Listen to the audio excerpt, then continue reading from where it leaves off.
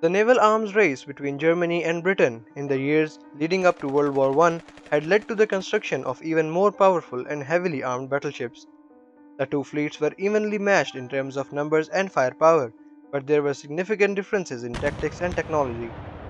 The British Grand Fleet was commanded by Admiral John Jellicoe, who was commanding the Northern Fleet near Cape of Flow, and Vice Admiral Beatty, who was commanding the Southern Fleet near Rosyth, while the German High Seas Fleet was commanded by Admiral Reinhard Scheer.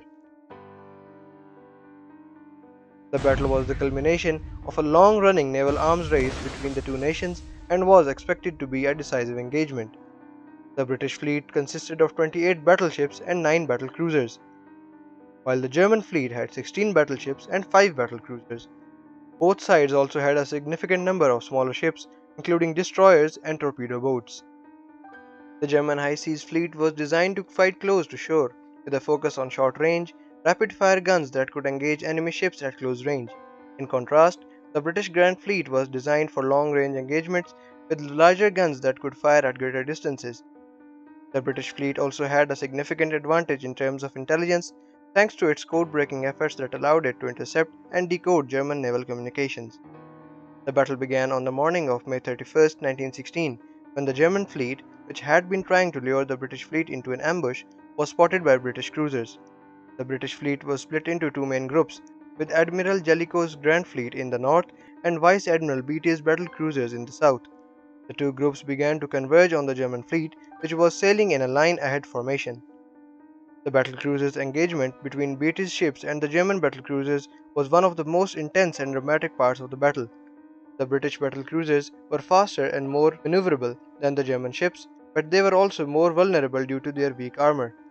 The German battle cruisers were armed with 11-inch guns, while the British battle cruisers had 13.5-inch guns, giving them an advantage in firepower.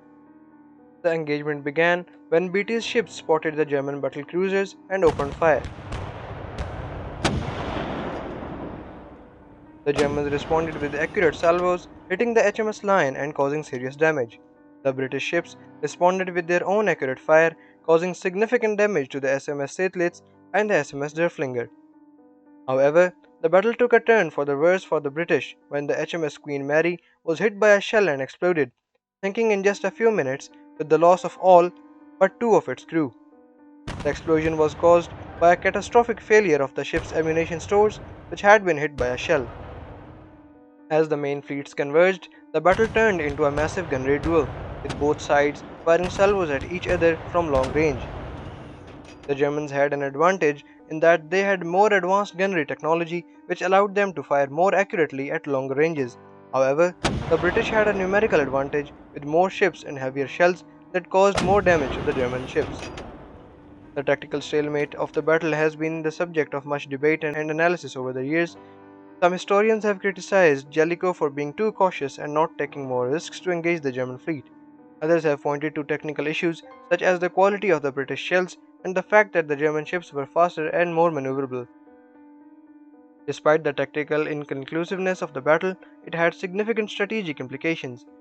The British maintained control of the North Sea and were able to continue their blockade of Germany, which played a role in the eventual collapse of the German war effort. The battle also marked a turning point in naval warfare as the advent of more advanced technologies such as radar and aircraft carriers would make a large-scale naval battles like Jutland much less common in future conflicts. The battle was the largest naval battle of the war and one of the largest in history, involving more than 250 warships and over 100,000 sailors. The battle was strategically important for both sides and had significant implications for the course of the war.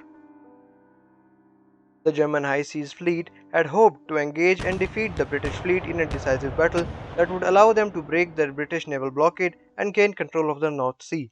However, the British Grand Fleet, under the command of Admiral Jellicoe, was able to maintain its numerical superiority and prevent the German fleet from achieving its objectives.